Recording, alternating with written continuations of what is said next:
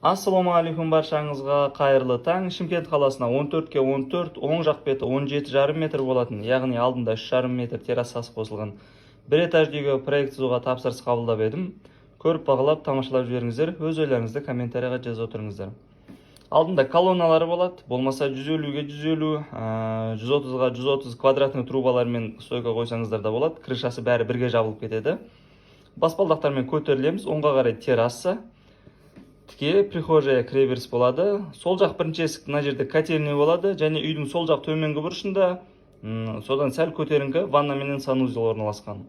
Оңға қарай столовая, мына жақта кухня болады. Столоваядан террасаға қарай сыртқа қарай есік болады. Үйдің ортаңғы бөлігінде холл, зал екеуі орналасқан, және арт жағы спальная зона.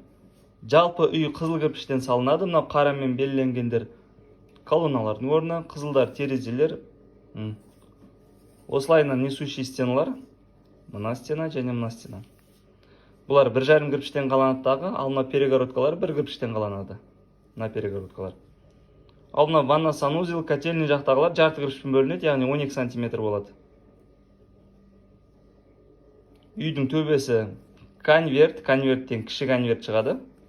Алдынан қараған кезде екі конверт болады, үлкен конверт және кіші конверт.